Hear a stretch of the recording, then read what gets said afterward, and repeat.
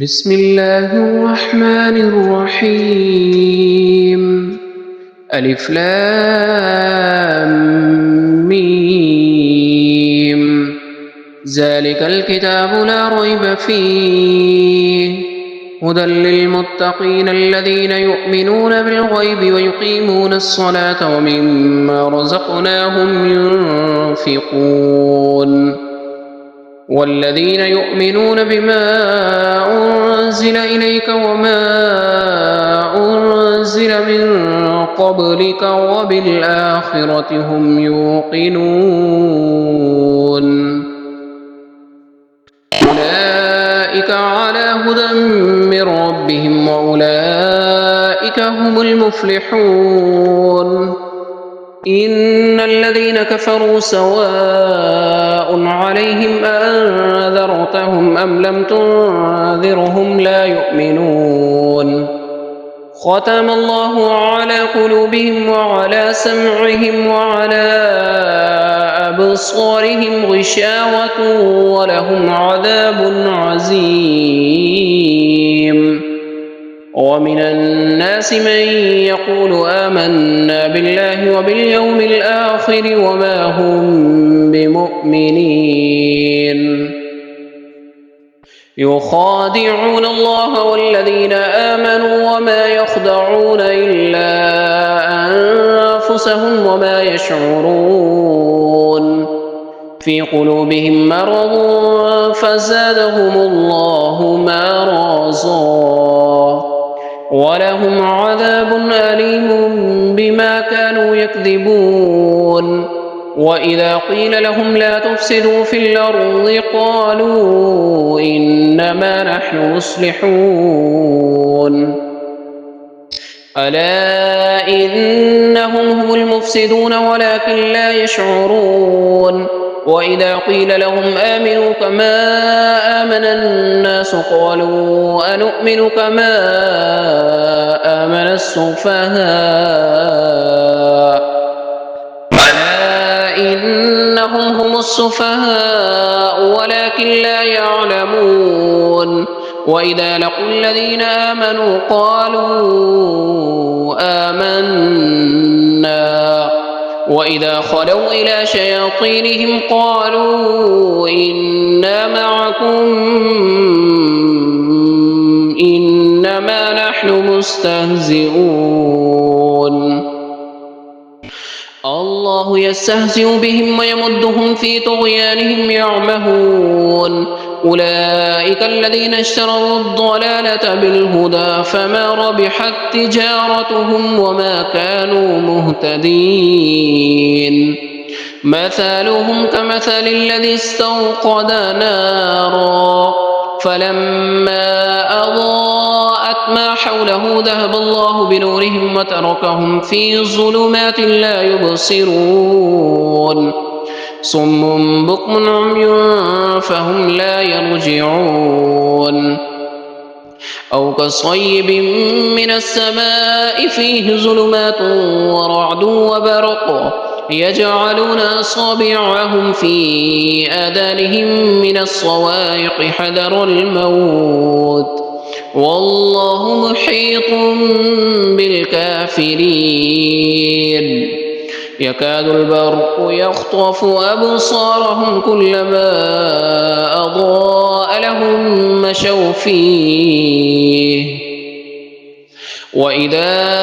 أظلم عليهم قاموا ولو شاء الله لذهب بسمعهم وأبصارهم إن الله على كل شيء قدير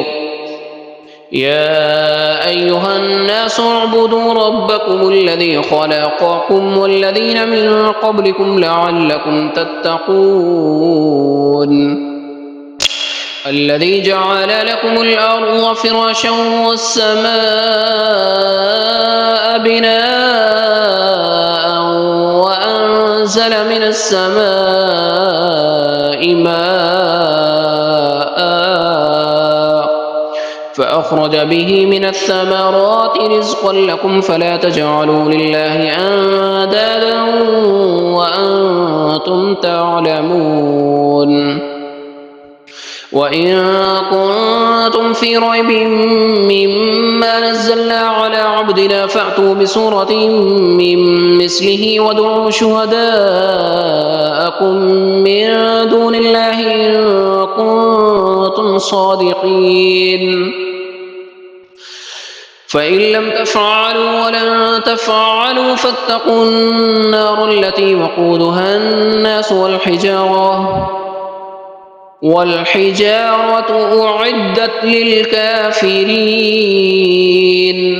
وبشر الذين آمنوا وعملوا الصالحات أن لهم جنات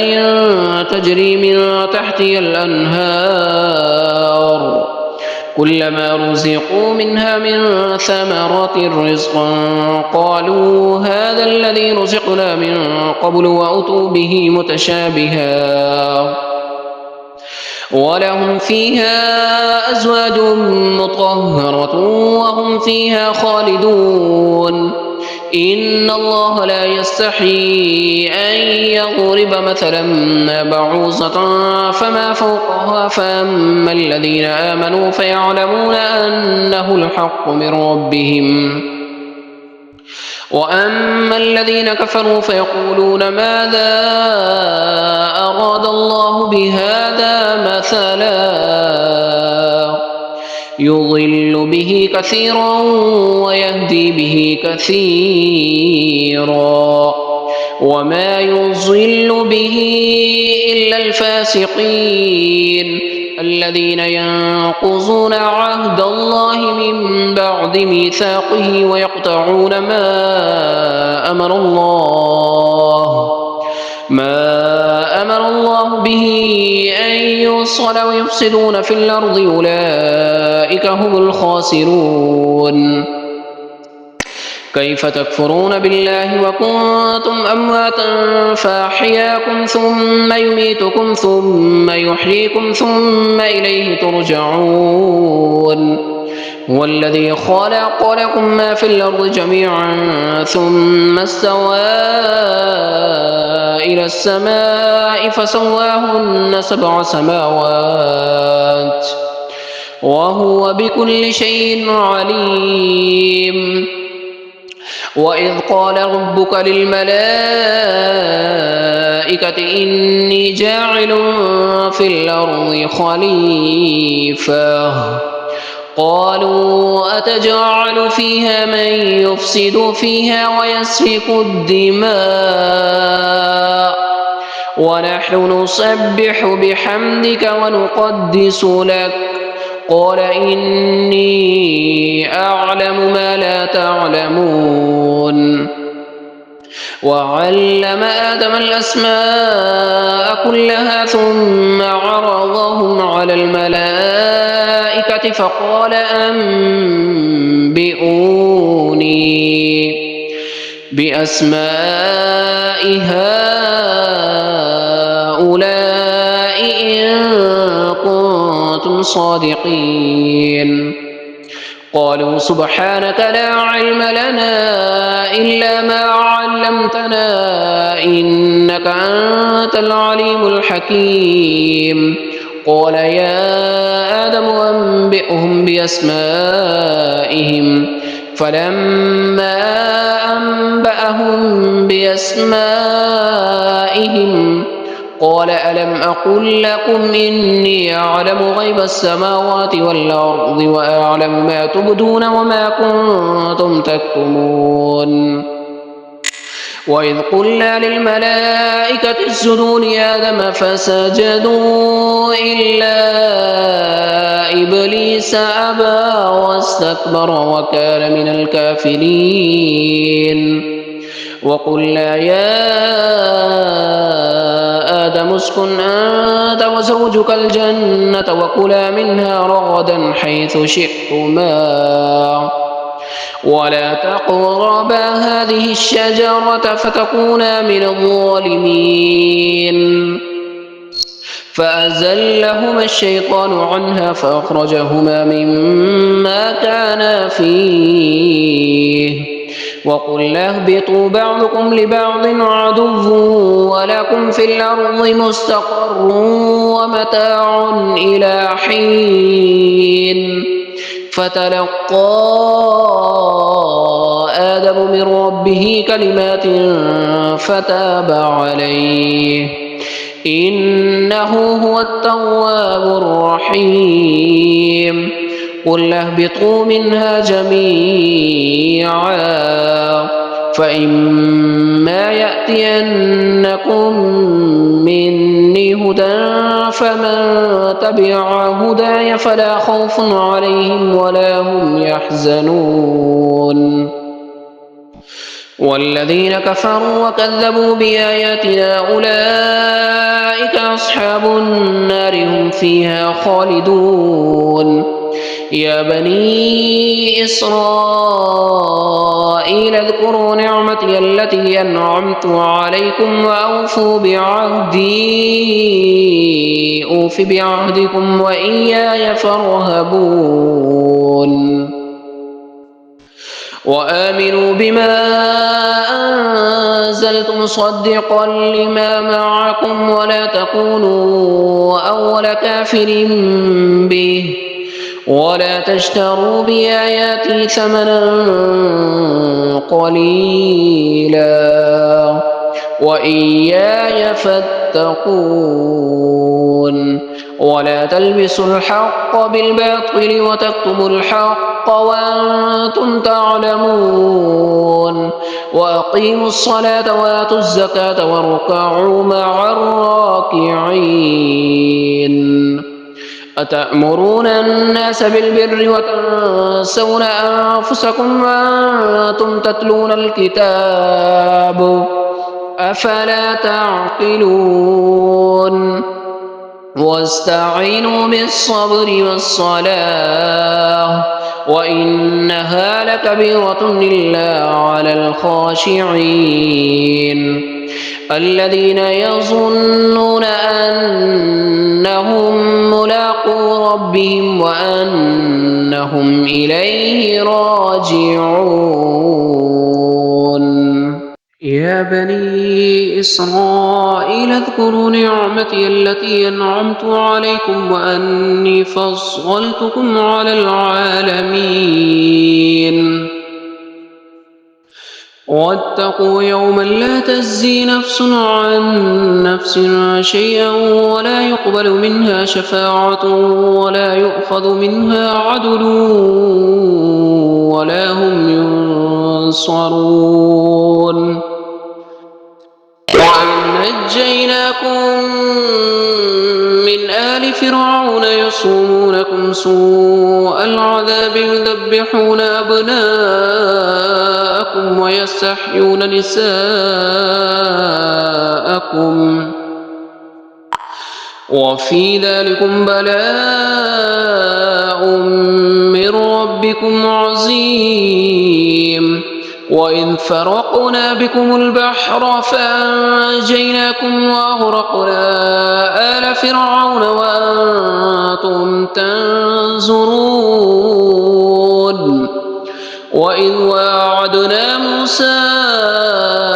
40 ليلة ثم اتخذتم العجل من بعده وأنتم ظالمون ثم عفونا عنكم من بعد ذلك لعلكم تشكرون وإذ آتينا موسى الكتاب والفرقان لعلكم تهتدون وإذ قال موسى لقومه يا قوم إنكم ظلمتم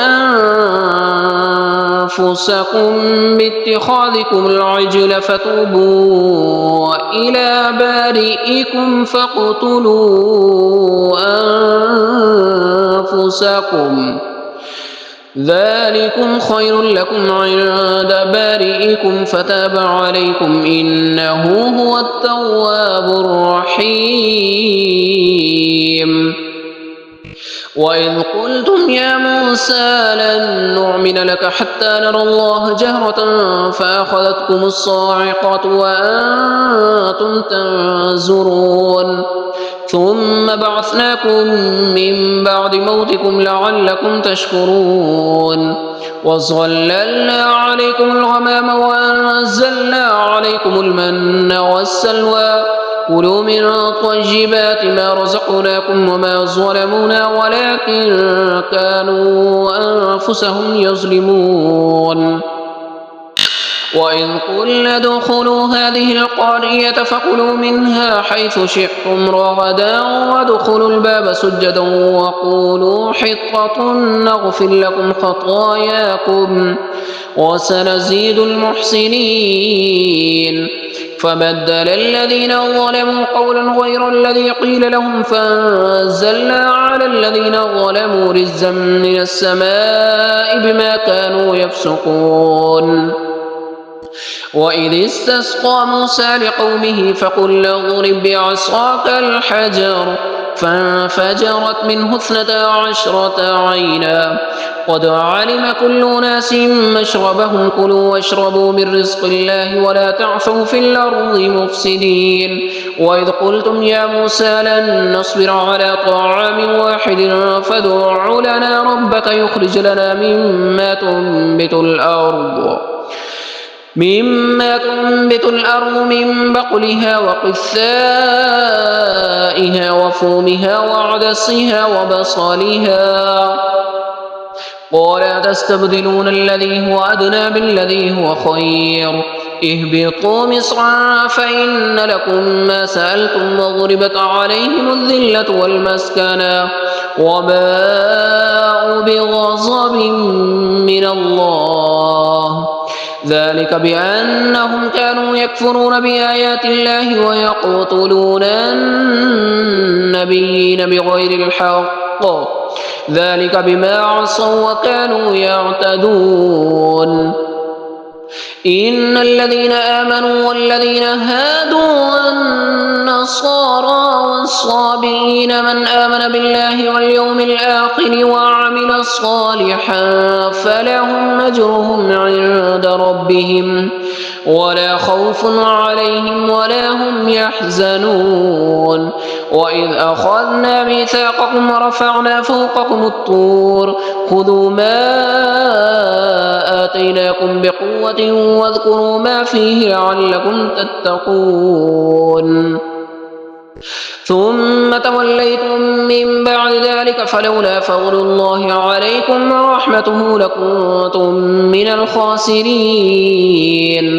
ولقد علمتم الذين اعتدوا منكم في السبت فقلنا لهم كونوا قردة خاسئين فجعلناها نكالا لما بين يديها وما خلفها وموعظة للمتقين وإذ قال موسى لقومه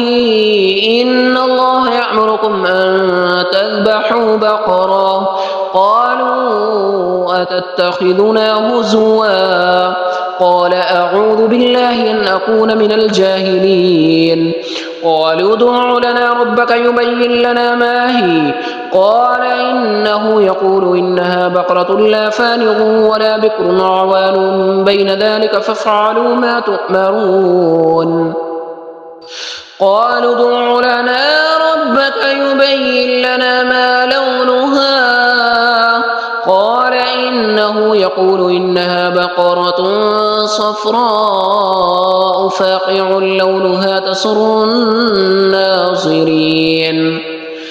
قالوا ادع لنا ربك يبين لنا ما هي إن البقرة شابه علينا وإنا إن شاء الله لمهتدون قال إنه يقول إنها بقرة لا ذلول تثير الأرض ولا تسقي الحرث مسلمة لا شية فيها قالوا الآن جئت بالحق فذبحوها وما كادوا يفعلون وإذ قتلتم نفسا فادارأتم فيها والله مخرج ما كنتم تكتمون فقلنا اضربوه ببعضها كذلك يحيي الله الموتى ويريكم آياته لعلكم تعقلون ثم قست قلوبكم من بعد ذلك فهي كالحجارة أو أشد قسوة وإن من الحجارة لما يتفجر منه الأنهار وإن منها لما يشقق فيخرج منه الماء وإن منها لما يهبط من خشية الله وما الله بغافل عما تعملون أفتطمعون أن يؤمنوا لكم وقد كان فريق منهم يسمعون كلام الله ثم يحرفونه من بعد ما عقلوه وهم يعلمون وإذا لقوا الذين آمنوا قالوا آمنا وإذا خلا بعضهم إلى بعض قالوا أتحدثونهم بما فتح الله عليكم ليحاجوكم به عند ربكم أفلا تعقلون أولا يعلمون أن الله يعلم ما يسرون وما يعلنون ومنهم أميون لا يعلمون الكتاب إلا أماني وإن هم إلا يظنون فويل للذين يكتبون الكتاب بأيديهم ثم يقولون هذا من عند الله ليشتروا به ثمنا قليلا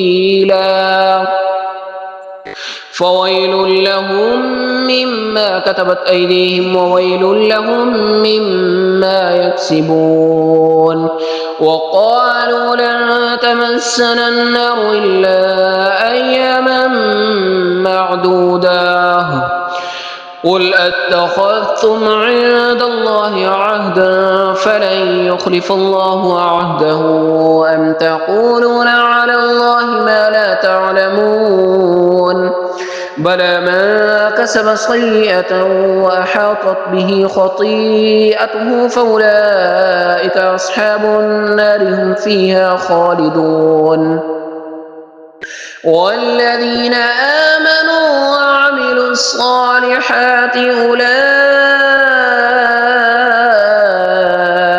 أصحاب الجنة هم فيها خالدون وإذ أخذنا ميثاق بني إسرائيل لا تعبدون إلا الله وبالوالدين إحسانا وذي القربى واليتامى والمساكين وقولوا للناس حسنا وأقيموا الصلاة وآتوا الزكاة ثم توليتم إلا قليلا منكم وأنتم معرضون وإذ أخذنا ميثاقكم لا تسفكون دماءكم ولا تخرجون أنفسكم من دياركم ثم أقررتم وأنتم تشهدون ثم أنتم هؤلاء تقتلون أنفسكم وتخرجون فريقا منكم من ديارهم تظاهرون عليهم بالإثم والعدوان وإن يأتوكم أسارى تفادوهم وهو محرم عليكم إخراجهم أفتؤمنون ببعض الكتاب وتكفرون ببعض فما جزاء من يفعل ذلك منكم إلا خزي في الحياة الدنيا ويوم القيامة يردون إلى أشد العذاب وما الله بغافل عما تعملون أولئك الذين اشتروا الحياة الدنيا بالآخرة فلا يخفف عنهم العذاب ولا هم ينصرون ولقد آتينا موسى الكتاب وقفينا من بعده بالرسل وآتينا عيسى ابن مريم البينات وأيدناه بروح القدس أفكلما جاءكم رسول بما لا تهوى أنفسكم استكبرتم ففريقا كذبتم وفريقا تقتلون وقالوا قلوبنا غلف بل لعنهم الله بكفرهم فقليلا ما يؤمنون ولما جاءهم كتاب من عند الله مصدق لما معهم وكانوا من قبل يستفتحون على الذين كفروا فلما جاءهم ما عرفوا كفروا به فلعنة الله على الكافرين بئس ما اشتروا به أنفسهم أن يكفروا بما أنزل الله بغيا أن ينزل الله من فضله على من يشاء من عباده فباءوا بغضب على غضب وللكافرين عذاب مهين وإذا قيل لهم آمنوا بما أنزل الله قالوا نؤمن بما أنزل علينا ويكفرون بما وراءه وهو الحق مصدقا لما معهم قل فلم تقتلون أنبياء الله من قبل إن كنتم مؤمنين ولقد جاءكم موسى بالبينات ثم اتخذتم العجل من بعده وأنتم ظالمون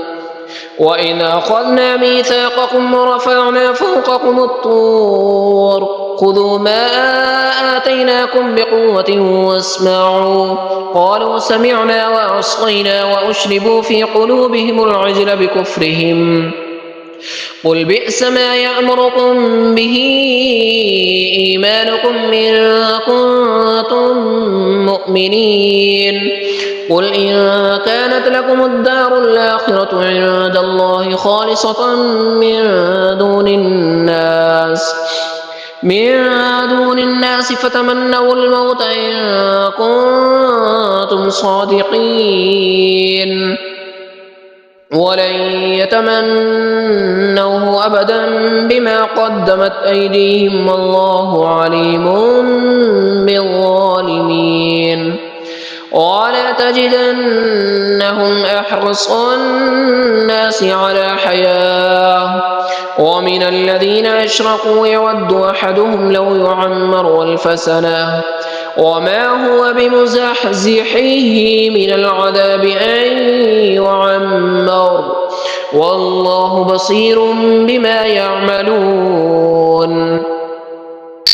قل من كان عدوا لجبريل فإنه نزله على قلبك بإذن الله مصدقا لما بين يديه وهدى وبشرى للمؤمنين من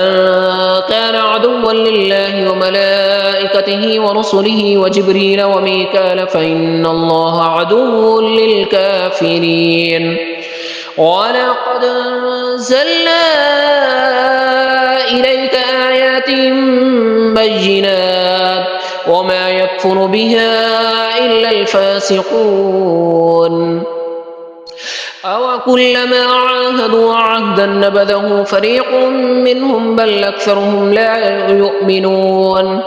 ولما جاءهم رسول من عند الله مصدق لما معهم نبذ فريق من الذين أوتوا الكتاب كتاب الله وراء ظهورهم كأنهم لا يعلمون واتبعوا ما تتلو الشياطين على ملك سليمان وما كفر سليمان ولكن الشياطين كفروا يعلمون الناس السحر وما أنزل على الملكين ببابل هاروت وماروت وما يعلمان من أحد حتى يقولا إنما نحن فتنة فلا تكفر فيتعلمون منهما ما يفرقون به بين المرء وزوجه وما هم بضارين به من أحد إلا بإذن الله ويتعلمون ما يضرهم ولا ينفعهم ولقد علموا لمن اشتراه ما له في الآخرة من خلاق ولبئس ما شروا به أنفسهم لو كانوا يعلمون ولو أنهم آمنوا واتقوا لمثوبة من عند الله خير لو كانوا يعلمون يا أيها الذين آمنوا لا تقولوا راعنا وقولوا انظرنا واسمعوا وللكافرين عذاب أليم ما يود الذين كفروا من أهل الكتاب ولا المشركين أن ينزل عليكم من خير من ربكم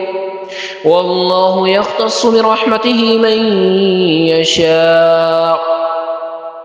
والله ذو الفضل العظيم ما ننسخ من آية أو ننسها نأت بخير منها أو مثلها ألم تعلم أن الله على كل شيء قدير ألم تعلم أن الله له ملك السماوات والأرض وما لكم من دون الله من ولي ولا نصير أم تريدون أن تسألوا رسولكم كما سئل موسى من قبل ومن يتبدل الكفر بالإيمان فقد ضل سواء السبيل ود كثير من أهل الكتاب لو يردونكم من بعد إيمانكم كفارا حسدا من عند أنفسهم من بعد ما تبين لهم الحق فاعفوا واصفحوا حتى يأتي الله بأمره إن الله على كل شيء قدير وأقيموا الصلاة وآتوا الزكاة وما تقدموا لأنفسكم من خير تجدوه عند الله إن الله بما تعملون بصير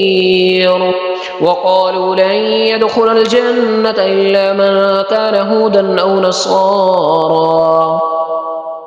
تلك أمانيهم قل هاتوا برهانكم إن كنتم صادقين بلى من أسلم وجهه لله وهو محسن فله أجره عند ربه ولا خوف عليهم ولا هم يحزنون وقالت اليهود ليست النصارى على شيء وقالت النصارى ليست اليهود على شيء وهم يتلون الكتاب كذلك قال الذين لا يعلمون مثل قولهم فالله يحكم بينهم يوم القيامة فيما كانوا فيه يختلفون ومن أظلم ممن منع مساجد الله أن يذكر فيها اسمه وسعى في خرابها أولئك ما كان لهم أن يدخلوها إلا خائفين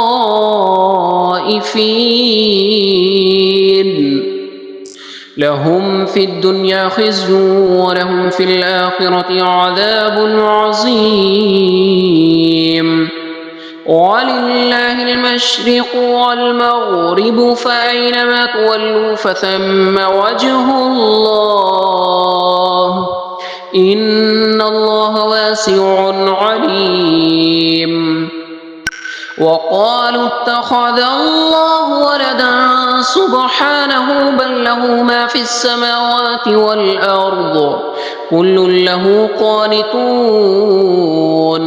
بديع السماوات والأرض وإذا قضى أمرا فإنما يقول له كن فيكون. وقال الذين لا يعلمون لولا يكلمنا الله أو تأتينا آية كذلك قال الذين من قبلهم مثل قولهم تشابهت قلوبهم قد بينا الآيات لقوم يوقنون. إنا أرسلناك بالحق بشيرا ونذيرا ولا تسأل عن أصحاب الجحيم. ولن ترضى عنك اليهود ولا النصارى حتى تتبع ملتهم قل إن هدى الله هو الهدى ولئن اتبعت أهواءهم بعد الذي جاءك من العلم ما لك من الله من ولي ولا نصير. الذين آتيناهم الكتاب يتلونه حق تلاوته أولئك يؤمنون به ومن يكفر به فأولئك هم الخاسرون. يا بني إسرائيل اذكروا نعمتي التي أنعمت عليكم وأني فضلتكم على العالمين. واتقوا يوما لا تجزي نفس عن نفس شيئا ولا يقبل منها عدل ولا تنفعها شفاعة ولا هم ينصرون. وإذ ابتلى إبراهيم ربه بكلمات فأتمهن قال إني جاعلك للناس إماما قال ومن ذريتي قال لا ينال عهد الظالمين. وإذ جعلنا البيت مثابة للناس وأمنا واتخذوا من مقام إبراهيم مصلى وعهدنا إلى إبراهيم وإسماعيل أن طهرا بيتي للطائفين والعاكفين والركع السجود. وإذ قال إبراهيم رب اجعل هذا بلدا آمنا وارزق أهله من الثمرات من آمن منهم بالله واليوم الآخر قال ومن كفر فأمتعه قليلا ثم أضطره إلى عذاب النار وبئس المصير. وإذ يرفع إبراهيم القواعد من البيت وإسماعيل ربنا تقبل منا إنك أنت السميع العليم ربنا وجعلنا مسلمين لك ومن ذريتنا أمة مسلمة لك وأرنا مناسكنا وتب علينا إنك أنت التواب الرحيم. ربنا وابعث فيهم رسولا منهم يتلو عليهم آياتك ويعلمهم الكتاب والحكمة ويزكيهم إنك أنت العزيز الحكيم. ومن يرغب عن ملة إبراهيم إلا من سفه نفسه ولقد اصطفيناه في الدنيا وإنه في الآخرة لمن الصالحين. إذ قال له ربه أسلم قال أسلمت لرب العالمين ووصى بها إبراهيم بنيه ويعقوب يا بني إن الله اصطفى لكم الدين فلا تموتن إلا وأنتم مسلمون. أم كنتم شهداء؟ إذ حضر يعقوب الموت يعقوب الموت إذ قال لبنيه ما تعبدون من بعدي قالوا نعبد إلهك وإله آبائك إبراهيم وإسماعيل وإسحاق إلها واحدا ونحن له مسلمون تلك أمة قد خلت لها ما كسبت ولكم ما كسبتم ولا تسألون عما كانوا يعملون وقالوا كونوا هودا أو نصارى تهتدوا قل بل ملة إبراهيم حنيفا وما كان من المشركين قولوا آمنا بالله وما أنزل إلينا وما أنزل إلى إبراهيم وإسماعيل وإسحاق ويعقوب والأسباط وما أوتي موسى وعيسى وما أوتي النبيون من ربهم لا نفرق بين أحد منهم ونحن له مسلمون فإن آمنوا بمثل ما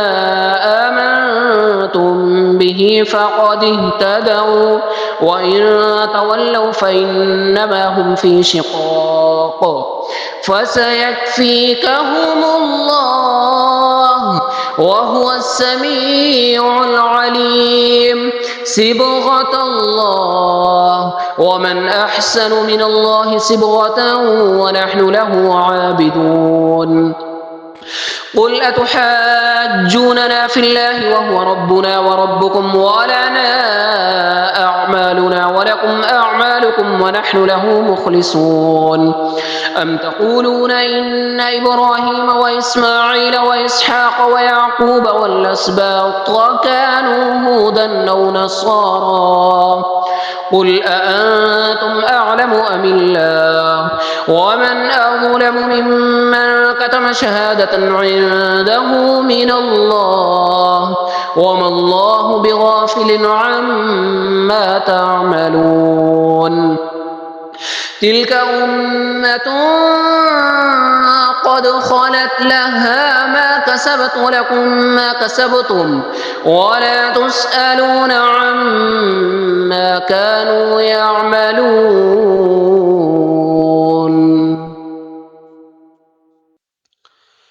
سيقول السفهاء من الناس ما ولاهم عن قبلتهم التي كانوا عليها قل لله المشرق والمغرب يهدي من يشاء إلى صراط مستقيم وكذلك جعلناكم أمة وسطا لتكونوا شهداء على الناس ويكون الرسول عليكم شهيدا وما جعلنا القبلة التي كنت عليها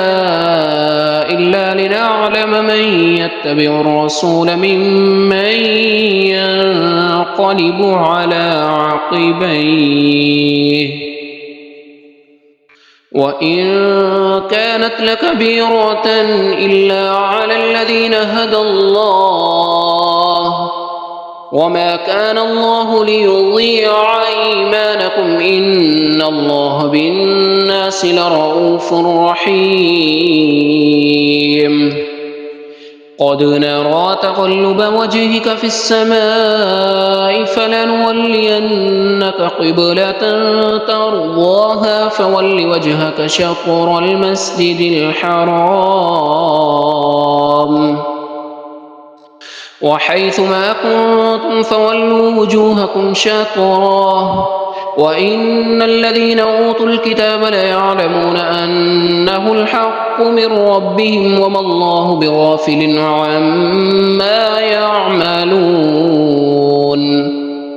ولئن أتيت الذين أوتوا الكتاب بكل آية ما تبعوا قبلتك وما أنت بتابع قبلتهم وما بعضهم بتابع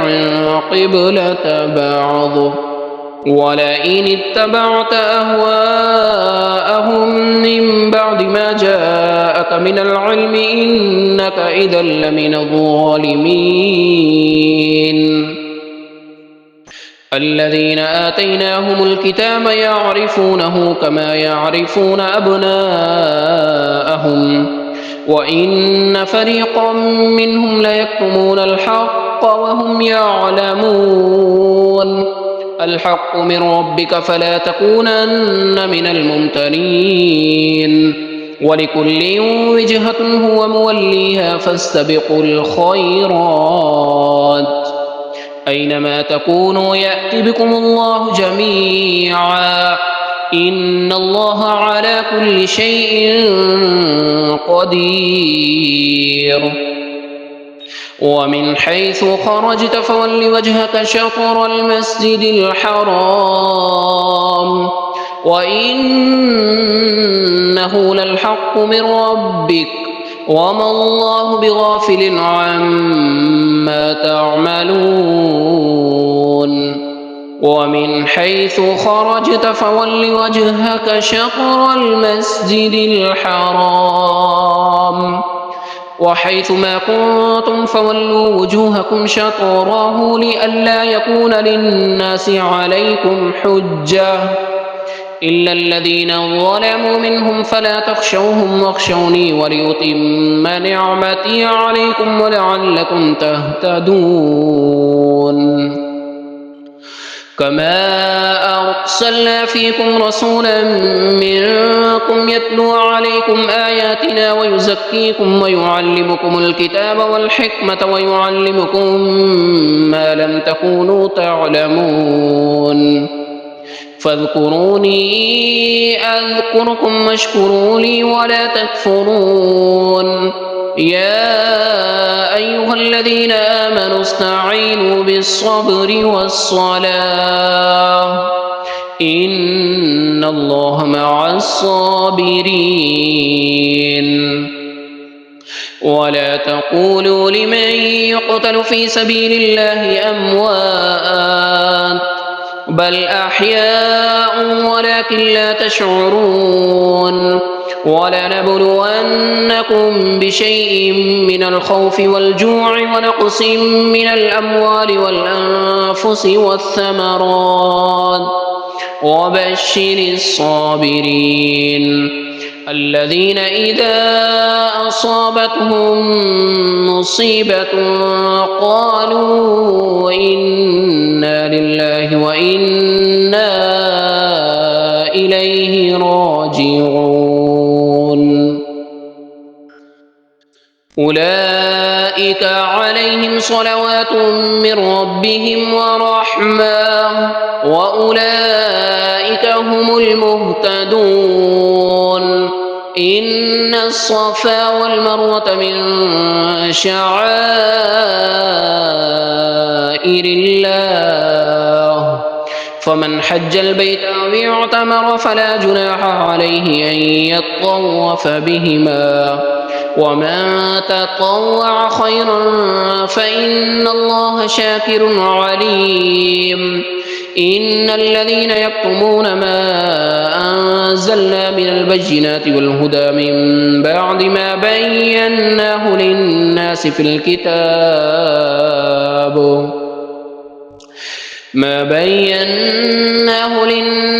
في الكتاب أولئك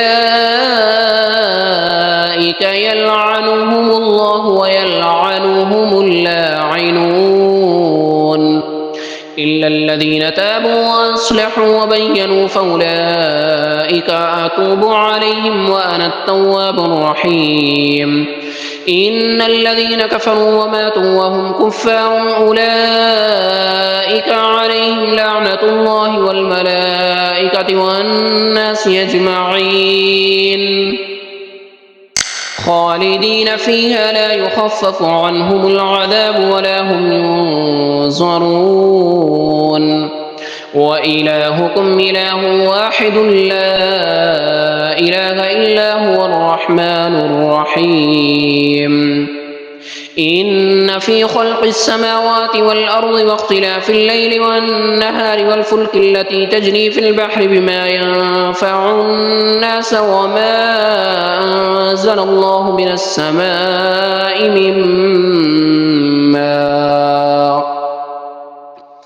من ماء فأحيا به الأرض بعد موتها وبث فيها من كل دابة وتصريف الرياح والسحاب المسخر بين السماء والأرض لآيات لقوم يعقلون ومن الناس من يتخذ من دون الله أندادا يحبونهم كحب الله والذين آمنوا أشد حبا لله ولو يرى الذين ظلموا إذ يرون العذاب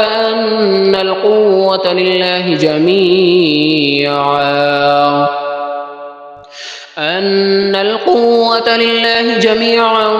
وأن الله شديد العذاب إذ تبرأ الذين اتبعوا من الذين اتبعوا ورأوا العذاب وتقطعت بهم الأسباب وقال الذين اتبعوا لو أن لنا كرة فنتبرأ منهم كما تبرأوا منا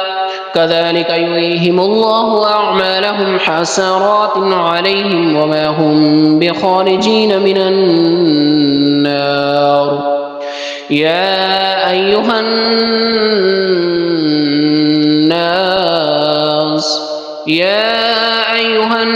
كلوا مما في الأرض حلالا طيبا ولا تتبعوا خطوات الشيطان إنه لكم عدو مبين إنما يأمركم بالسوء والفحشاء وأن تقولوا على الله ما لا تعلمون وإذا قيل لهم اتبعوا ما أنزل الله قالوا بل نتبع ما ألفينا عليه آباءنا أولو كان آباؤهم لا يعقلون شيئا ولا يهتدون ومثل الذين كفروا كمثل الذي ينعق بما لا يسمع إلا دعاء ونداء صم بكم عمي فهم لا يعقلون يا أيها الذين آمنوا كلوا من طيبات ما رزقناكم واشكروا لله إن كنتم إياه تعبدون إنما حرم عليكم الميتة والدم ولحم الخنزير وما أهل به لغير الله فمن اضطر غير باغ ولا عاد فلا إثم عليه إن الله غفور رحيم إن الذين يكتمون ما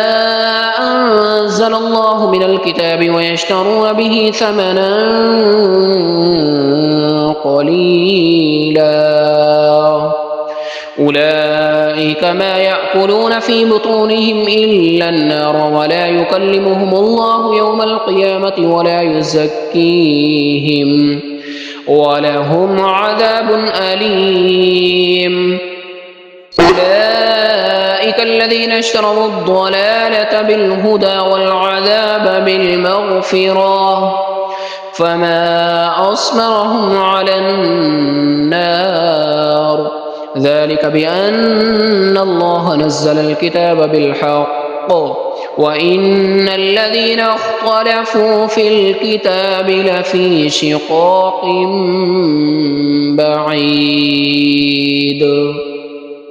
ليس البر أن تولوا وجوهكم قبل المشرق والمغرب ولكن البر من آمن بالله واليوم الآخر والملائكة والكتاب والنبيين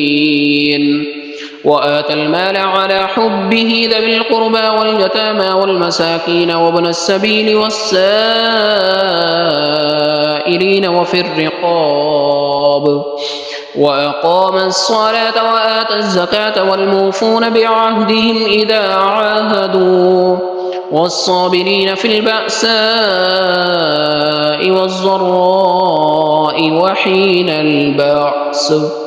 أولئك الذين صدقوا وأولئك هم المتقون يا أيها الذين آمنوا كتب عليكم القصاص في القتلى الحر بالحر والعبد بالعبد والأنثى بالأنثى فمن عفي له من أخيه شيء فاتباع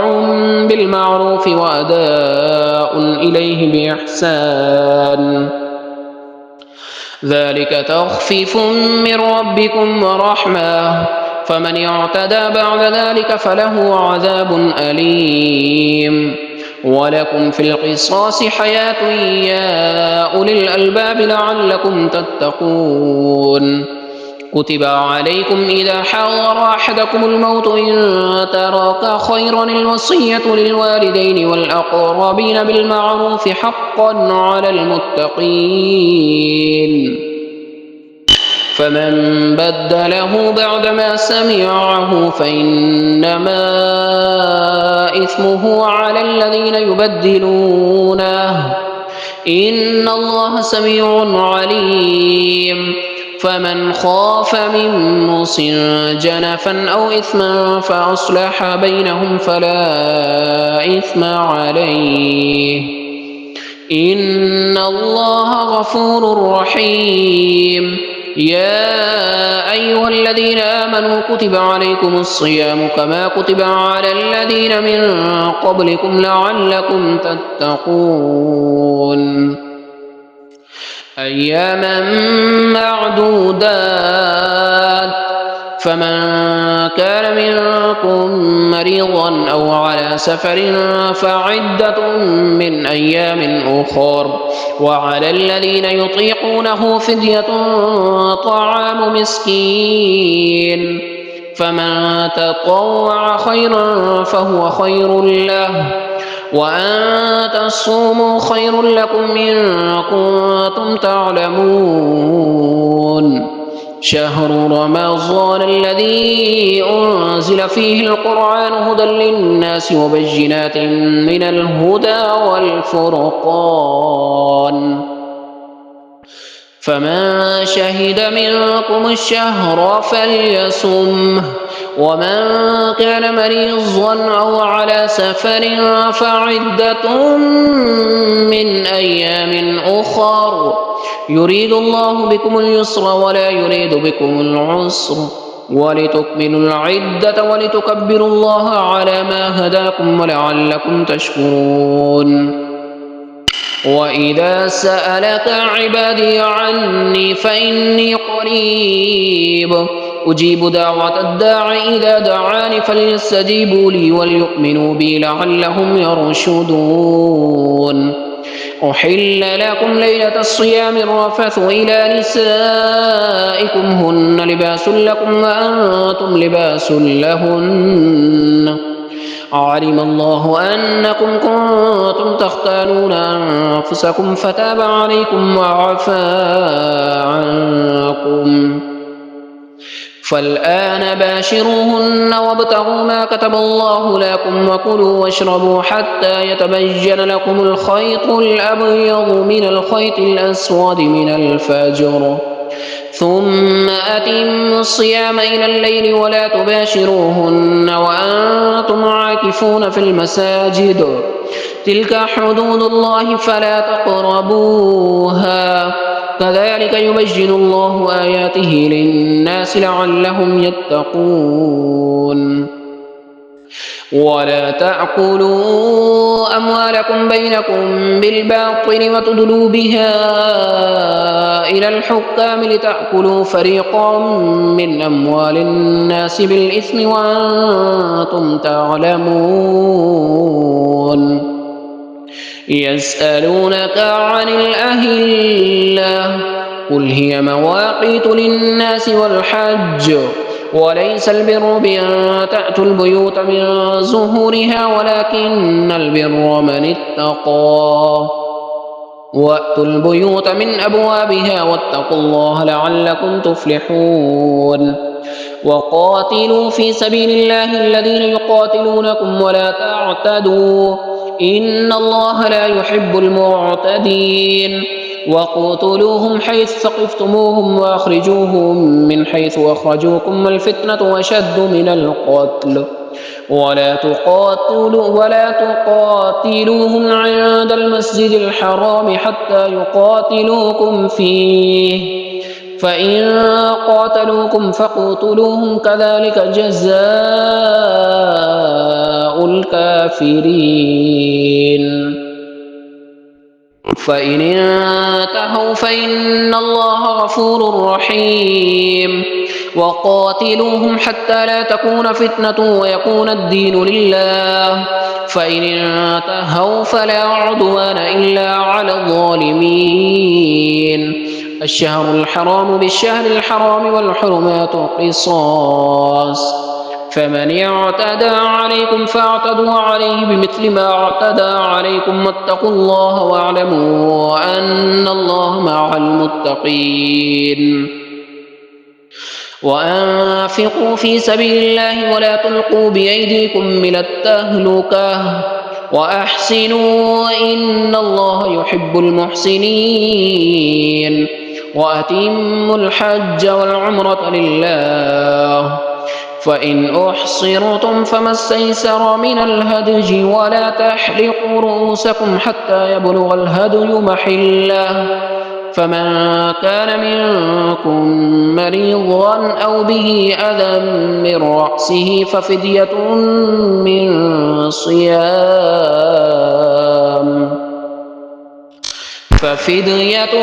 من صيام أو صدقة أو نسك فإذا أمنتم فمن تمتع بالعمرة إلى الحج فما استيسر من الهدي فمن لم يجد فصيام 3 أيام في الحج و7 إذا رجعتم تلك 10 كاملة ذلك لمن لم يكن أهله حاضر المسجد الحرام واتقوا الله واعلموا أن الله شديد العقاب الحج أشهر معلومات فمن فرض فيهن الحج فلا رفث ولا فسوق ولا جدال في الحج وما تفعلوا من خير يعلمه الله وتزودوا فإن خير الزاد التقوى واتقون يا أولي الألباب ليس عليكم جناح أن تبتغوا فضلا من ربكم فإذا أفضتم من عرفات فاذكروا الله عند المشعر الحرام واذكروه كما هداكم وإن كنتم من قبله لمن الضالين ثم أفيضوا من حيث أفاض الناس واستغفروا الله إن الله غفور رحيم فإذا قضيتم مناسككم فاذكروا الله كذكركم آباءكم أو أشد ذكرا فمن الناس من يقول ربنا آتنا في الدنيا وما له في الآخرة من خلاق ومنهم من يقول ربنا آتنا في الدنيا حسنة وفي الآخرة حسنة وقنا عذاب النار أولئك لهم نصيب مما كسبوا والله سريع الحساب واذكروا الله في أيام معدودات فمن تعجل في يومين فلا إثم عليه ومن تأخر فلا إثم عليه لمن اتقاه واتقوا الله واعلموا أنكم إليه تحشرون ومن الناس من يعجبك قوله في الحياة الدنيا ويشهد الله على ما في قلبه وهو ألد الخصام وإذا تولى سعى في الأرض ليفسد فيها ويهلك الحرث والنسل والله لا يحب الفساد. وإذا قيل له اتق الله أخذته العزة بالإثم فحسبه جهنم ولبئس المهاد. ومن الناس من يشري نفسه ابتغاء مرضات الله والله رؤوف بالعباد. يا أيها الذين آمنوا ادخلوا في السلم كافة ولا تتبعوا خطوات الشيطان إنه لكم عدو مبين. فإن زللتم من بعد ما جاءتكم البينات فاعلموا أن الله عزيز حكيم. هل ينظرون إلا أن يأتيهم الله في ظلل من الغمام والملائكة وقضي الأمر وإلى الله ترجع الأمور. سل بني إسرائيل كم آتيناهم من آية بينة ومن يبدل نعمة الله من بعد ما جاءته فإن الله شديد العقاب.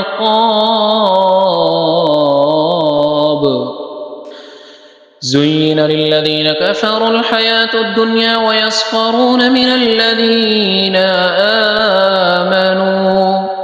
والذين اتقوا فوقهم يوم القيامة والله يرزق من يشاء بغير حساب.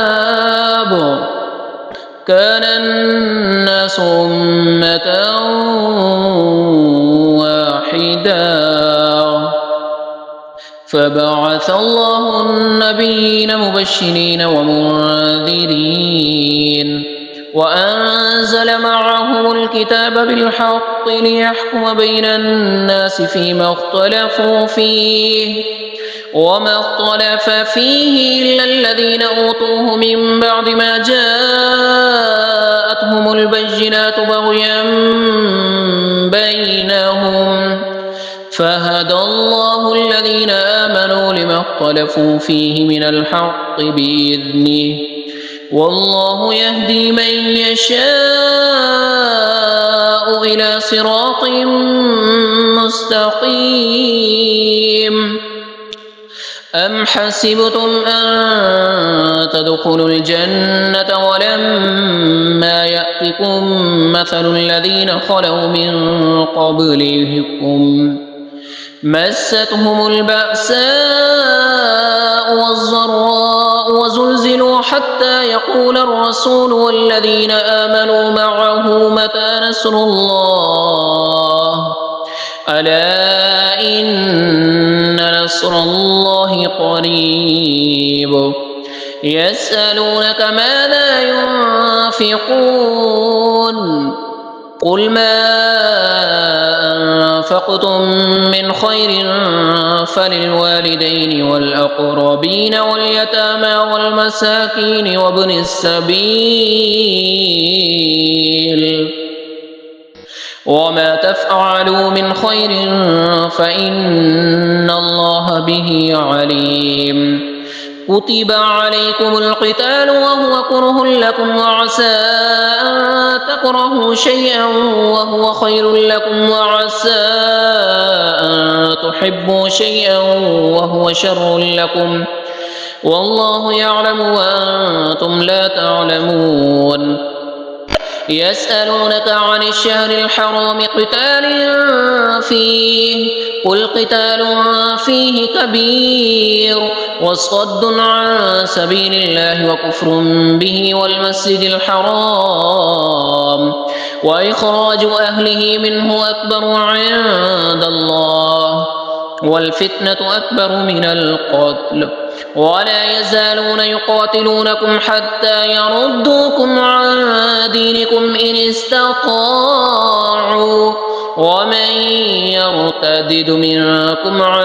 دينه فيمت وهو كافر فأولئك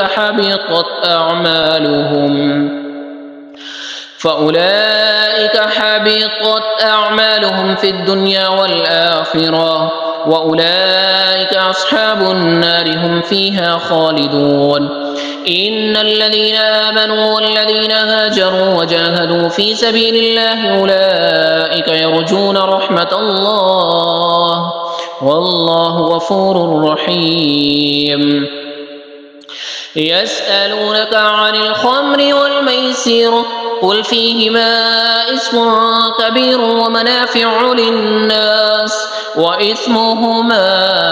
أكبر من نفعهما ويسألونك ماذا ينفقون قل العفو كذلك يبين الله لكم الآيات لعلكم تتفكرون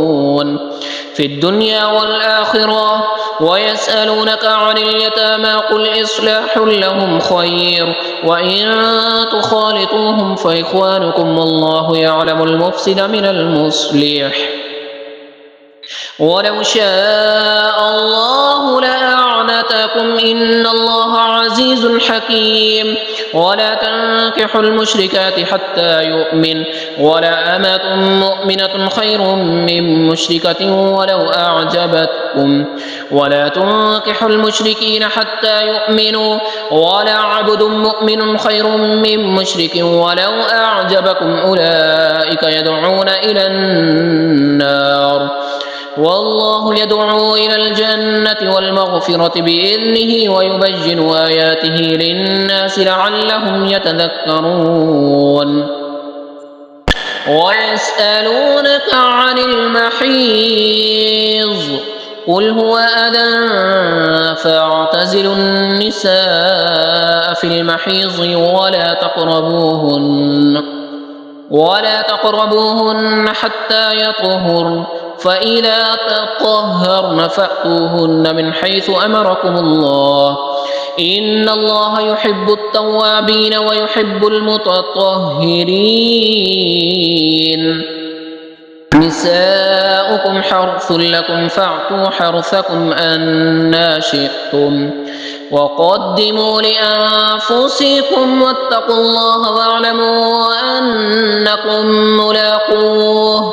وبشر المؤمنين ولا تجعلوا الله عرضة لأيمانكم أن تبروا وتتقوا وتصلحوا بين الناس والله سميع عليم لا يؤاخذكم الله باللغو في أيمانكم ولكن يؤاخذكم بما كسبت قلوبكم والله غفور حليم للذين يؤلون من نسائهم تربص 4 أشهر فإن فاءوا فإن الله غفور رحيم وإن عزموا الطلاق فإن الله سميع عليم والمطلقات يتربصن بأنفسهن 3 قروء ولا يحل لهن أن يكتمن ما خلق الله في أرحامهن إن كن يؤمن بالله واليوم الآخر وبعولتهن أحق بردهن في ذلك إن أرادوا إصلاحا ولهن مثل الذي عليهن بالمعروف وللرجال عليهن درجة والله عزيز حكيم الطلاق 2 مرتان فإمساك بمعروف أو تسريح بإحسان ولا يحل لكم أن تأخذوا مما آتيتموهن شيئا إلا أن يخافا ألا يقيما حدود الله، فإن خفتم ألا يقيما حدود الله فلا جناح عليهما فيما افتدت به، تلك حدود الله فلا تعتدوها، ومن يتعد حدود الله فأولئك هم الظالمون. فإن طلقها فلا تحل له من بعد حتى تنكح زوجا غيره، فإن طلقها فلا جناح عليهما أن يتراجعا إن ظنا أن يقيما حدود الله، وتلك حدود الله يبينها لقوم يعلمون. وإذا طلقتم النساء فبلغن أجلهن فامسكوهن بمعروف أو سرحوهن بمعروف، ولا تمسكوهن ضرارا لتعتدوا، ومن يفعل ذلك فقد ظلم نفسه. ولا تتخذوا آيات الله هزوا واذكروا نعمة الله عليكم وما أنزل عليكم من الكتاب والحكمة يعظكم به، واتقوا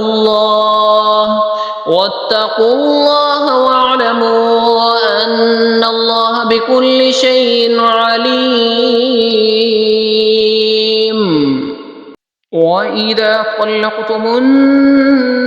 النساء فبلغن أجلهن فلا تعضلوهن أن ينكحن أزواجهن إذا تراضوا بينهم بالمعروف،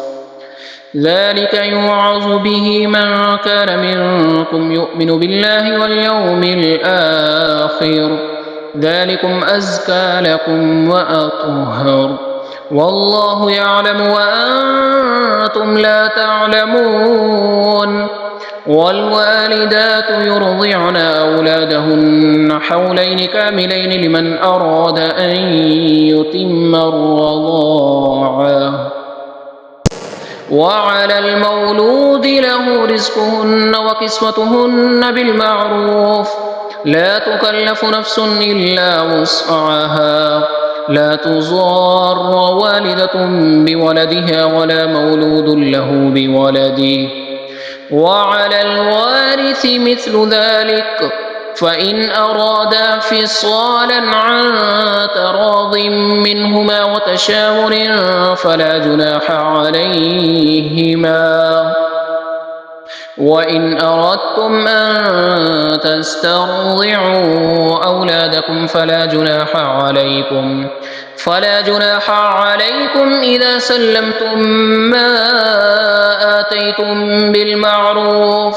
واتقوا الله واعلموا أن الله بما تعملون بصير. والذين يتوفون منكم ويذرون أزواجا يتربصن بأنفسهن 4 أشهر وعشرا، فإذا بلغن أجلهن فلا جناح عليكم فيما فعلن في أنفسهن بالمعروف، والله بما تعملون خبير. ولا جناح عليكم فيما عرضتم به من خطبة النساء أو أكننتم في أنفسكم، علم الله أنكم ستذكرونهن ولكن لا تواعدوهن سرا إلا أن تقولوا قولا معروفا، ولا تعزموا عقدة النكاح حتى يبلغ الكتاب أجله، واعلموا أن الله يعلم ما في أنفسكم فاحذروه، واعلموا أن الله غفور حليم. لا جناح عليكم إن طلقتم النساء ما لم تمسوهن أو تفرضوا لهن فريضة، ومتعوهن على الموسع قدره وعلى المقتر قدره متاعا بالمعروف حقا على المحسنين. وإن طلقتموهن من قبل أن تمسوهن وقد فرضتم لهن فريضة فنصف ما فرضتم إلا أن يعفون أو يعفو الذي بيده عقدة النكاح وأن تعفوا أقرب للتقوى. ولا تنسوا الفضل بينكم إن الله بما تعملون بصير. حافظوا على الصلوات والصلاة الوسطى وقوموا لله قانتين. فإن خفتم فرجالا أو ركبانا فإذا أمنتم فاذكروا الله كما علمكم ما لم تكونوا تعلمون. والذين يتوفون منكم ويذرون أزواجا وصية لأزواجهم متاعا إلى الحول غير إخراج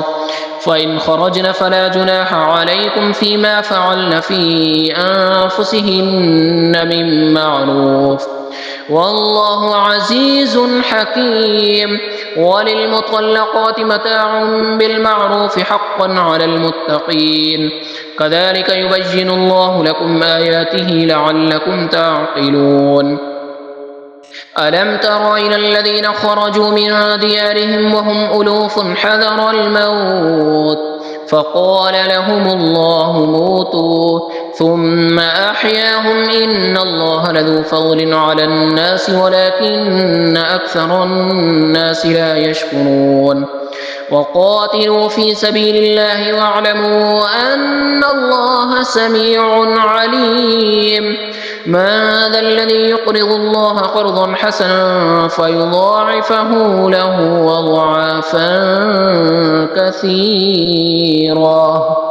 والله يقبض ويبسط وإليه ترجعون. ألم تر إلى الملأ من بني إسرائيل من بعد موسى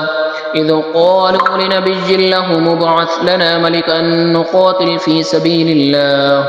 قال هل عسيتم من كتب عليكم القتال ألا تقاتلوا قالوا وما لنا ألا نقاتل في سبيل الله وقد أخرجنا من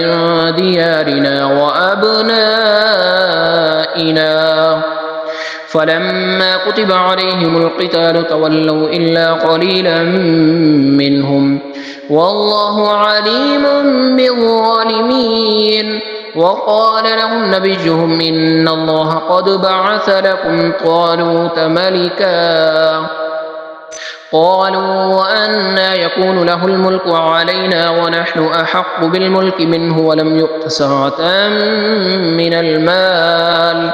قال إن الله اصطفاه عليكم وزاده بسطة في العلم والجسم والله يؤتي ملكه من يشاء والله واسع عليم. وقال لهم نبيهم إن آية ملكه أن يأتيكم التابوت فيه سكينة من ربكم وبقية مما ترك آل موسى وآل هارون تحمله الملائكة إن في ذلك لآية لكم إن كنتم مؤمنين. فلما فصل طالوت بالجنود قال إن الله مبتليكم بنهر فمن شرب منه فليس مني ومن لم يطعمه فإنه مني إلا من اغترف غرفة بيده فشربوا منه إلا قليلا منهم فلما جاوزه هو والذين آمنوا معه قالوا لا طاقة لنا اليوم بجالوت وجنوده قال الذين يظنون أنهم ملاقو الله كم من فئة قليلة غلبت فئة كثيرة بإذن الله والله مع الصابرين. ولما برزوا لجالوت وجنوده قالوا ربنا أفرغ علينا صبرا وثبت أقدامنا وانصرنا على القوم الكافرين. فهزموهم بإذن الله. وقتل داود جالوت وآتاه الله الملك والحكمة وعلمه مما يشاء. ولولا دفع الله الناس بعضهم ببعض لفسدت الأرض ولكن الله ذو فضل على العالمين. تلك آيات الله نتلوها عليك بالحق وإنك لمن المرسلين. تلك الرسل فضلنا بعضهم على بعض منهم من كلم الله ورفع بعضهم درجات. وآتينا عيسى ابن مريم البينات وأيدناه بروح القدس. ولو شاء الله ما اقتتل الذين من بعدهم من بعد ما جاءتهم البينات ولكن اختلفوا فمنهم من آمن ومنهم من كفر. ولو شاء الله ما اقتتلوا ولكن الله يفعل ما يريد. يا أيها الذين آمنوا أنفقوا مما رزقناكم من قبل أن يأتي يوم لا بيع فيه ولا خلة ولا شفاعة والكافرون هم الظالمون. الله لا إله إلا هو الحي القيوم لا تأخذه سنة ولا نوم له ما في السماوات وما في الأرض. من ذا الذي يشفع عنده إلا بإذنه يعلم ما بين أيديهم وما خلفهم ولا يحيطون بشيء من علمه إلا بما شاء وسع كرسيه السماوات والأرض ولا يؤوده حفظهما وهو العلي العظيم. لا إكراه في الدين قد تبين الرشد من الغي. فمن يكفر بالطاغوت ويؤمن بالله فقد استمسك بالعروة الوثقى لا انفصام لها والله سميع عليم. الله ولي الذين آمنوا يخرجهم من الظلمات إلى النور والذين كفروا أولياؤهم الطاغوت يخرجونهم من النور إلى الظلمات أولئك أصحاب النار هم فيها خالدون. ألم تر إلى الذي حاج إبراهيم في ربه أن آتاه الله الملك إذ قال إبراهيم ربي الذي يحيي ويميت قال أنا أحيي وأميت قال إبراهيم فإن الله يأتي بالشمس من المشرق فأت بها من المغرب فبهت الذي كفر والله لا يهدي القوم الظالمين. أو كالذي مر على قرية وهي خاوية على عروشها قال أنى يحيي هذه الله بعد موتها فأماته الله 100 عام ثم بعثه قال كم لبثت قال لبثت يوما أو بعض يوم قال بل لبثت 100 عام فانظر إلى طعامك وشرابك لم يتسنه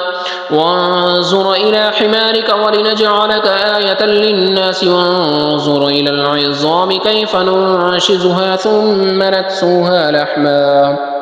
فلما تبين له قال أعلم أن الله على كل شيء قدير. وإذ قال إبراهيم رب أرني كيف تحيي الموتى قال أولم تؤمن قال بلى ولكن ليطمئن قلبي قال فخذ 4 من الطير فسرهن إليك ثم اجعل على كل جبل منهن جزءا ثم ادعهن يأتينك سعيا واعلم أن الله عزيز حكيم. مثل الذين ينفقون أموالهم في سبيل الله كمثل حبة أنبتت 7 سنابل في كل سنبلة 100 حبة والله يضاعف لمن يشاء والله واسع عليم. الذين ينفقون أموالهم في سبيل الله ثم لا يتبعون ما أنفقوا منا ولا أذى لهم أجرهم عند ربهم ولا خوف عليهم ولا هم يحزنون. قول معروف ومغفرة خير من صدقة يتبعها أذى والله غني حليم. يا أيها الذين آمنوا لا تبطلوا صدقاتكم بالمن والأذى كالذي ينفق ماله رئاء الناس ولا يؤمن بالله واليوم الآخر فمثله كمثل صفوان عليه تراب فأصابه وابل فتركه صلدا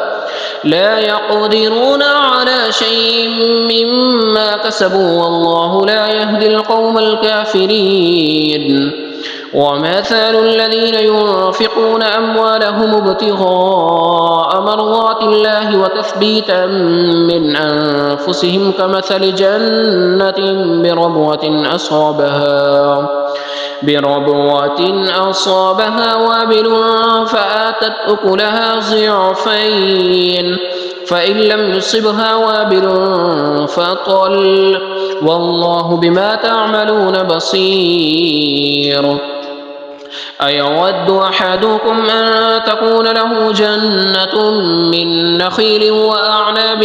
تجري من تحتها الأنهار له فيها من كل الثمرات وأصابه الكبر وله ذرية ضعفاء فأصابها إعصار فيه نار فاحترقت كذلك يبين الله لكم الآيات لعلكم تتفكرون. يا أيها الذين آمنوا أنفقوا من طيبات ما كسبتم ومما أخرجنا لكم من الأرض ولا تيمموا الخبيث منه تنفقون ولستم بآخذيه إلا أن تغمضوا فيه واعلموا أن الله غني حميد. الشيطان يعدكم الفقر ويأمركم بالفحشاء والله يعدكم مغفرة منه وفضلا والله واسع عليم. يؤتي الحكمة من يشاء ومن يؤت الحكمة فقد أوتي خيرا كثيرا وما يذكر إلا أولو الألباب. وما أنفقتم من نفقة أو نذرتم من نذر فإن الله يعلمه وما للظالمين من أنصار. إن تبدوا الصدقات فنعما هي وإن تخفوها وتؤتوها الفقراء فهو خير لكم ويكفر عنكم من سيئاتكم والله بما تعملون خبير. ليس عليك هداهم ولكن الله يهدي من يشاء وما تنفقوا من خير فلأنفسكم وما تنفقون إلا ابتغاء وجه الله وما تنفقوا من خير يوفى إليكم وأنتم لا تظلمون للفقراء الذين أحصروا في سبيل الله لا يستطيعون ضربا في الأرض يحسبهم الجاهل أغنياء من التعفف تعرفهم بسيماهم لا يسألون الناس إلحافا وما تنفقوا من خير فإن الله به عليم. الذين ينفقون أموالهم بالليل والنهار سرا وعلانية فلهم أجرهم عند ربهم ولا خوف عليهم ولا هم يحزنون. الذين يأكلون الربا لا يقومون إلا كما يقوم الذي يتخبطه الشيطان من المس ذلك بأنهم قالوا إنما البيع مثل الربا وأحل الله البيع وحرم الربا فمن جاءه موعظة من ربه فانتهى فله ما سلف وأمره إلى الله ومن عاد فأولئك أصحاب النار هم فيها خالدون. يمحق الله الربا ويربي الصدقات والله لا يحب كل كفار أثيم. إن الذين آمنوا وعملوا الصالحات وأقاموا الصلاة وآتوا الزكاة لهم أجرهم عند ربهم ولا خوف عليهم ولا هم يحزنون. يا أيها الذين آمنوا اتقوا الله وذروا ما بقي من الربا إن كنتم مؤمنين فإن لم تفعلوا فأذنوا بحرب من الله ورسوله وإن تبتم فلكم رؤوس أموالكم لا تظلمون ولا تظلمون وإن كان ذو عسرة فنظرة إلى ميسرة وأن تصدقوا خير لكم إن كنتم تعلمون. واتقوا يوما ترجعون فيه إلى الله ثم توفى كل نفس ما كسبت وهم لا يظلمون. يا أيها الذين آمنوا إذا تداينتم بدين إلى أجل مسمى فاكتبوه وليكتب بينكم كاتب بالعدل ولا يأب كاتب أن يكتب كما علمه الله فليكتب وليملل الذي عليه الحق وليتق الله ربه ولا يبخس منه شيئا فإن كان الذي عليه الحق سفيها أو ضعيفا أو لا يستطيع أن يمل هو فليملل وليه بالعدل واستشهدوا شهيدين من رجالكم فإن لم يكونا رجلين فرجل وامرأتان ممن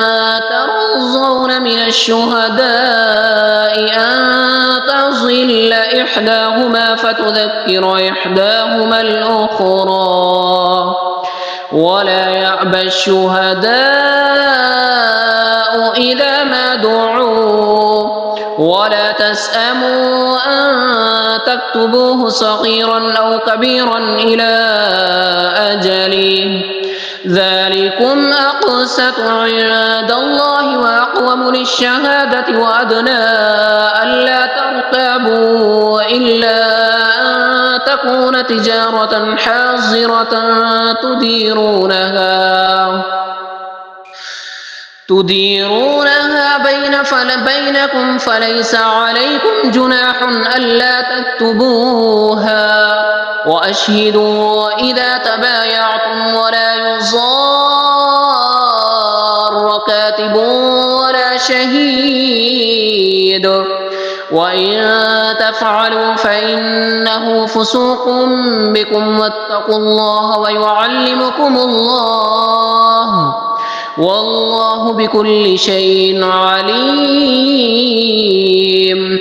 وإن كنتم على سفر ولم تجدوا كاتبا فرهان مقبوضا فإن أمن بعضكم بعضا فليؤد الذي اؤتمن أمانته وليتق الله ربه ولا تكتموا الشهادة ومن يكتمها فإنه آثم قلبه والله بما تعملون عليم لله ما في السماوات وما في الأرض وإن تبدوا ما في أنفسكم أو تخفوه يحاسبكم به الله فيغفر لمن يشاء ويعذب من يشاء والله على كل شيء قدير آمن الرسول بما أنزل إليه من ربه والمؤمنون كل آمن بالله وملائكته وكتبه ورسله لا نفرق بين أحد من رسله وقالوا سمعنا وأطعنا غفرانك ربنا وإليك المصير لا يكلف الله نفسا إلا وسعها لها ما كسبت وعليها ما اكتسبت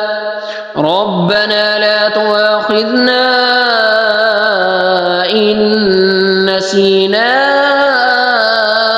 أو أخطأنا ربنا ولا تحمل علينا إصرا كما حملته على الذين من قبلنا ربنا ولا تحملنا ما لا طاقة لنا به واعف عنا واغفر لنا وارحمنا أنت مولانا فانصرنا على القوم الكافرين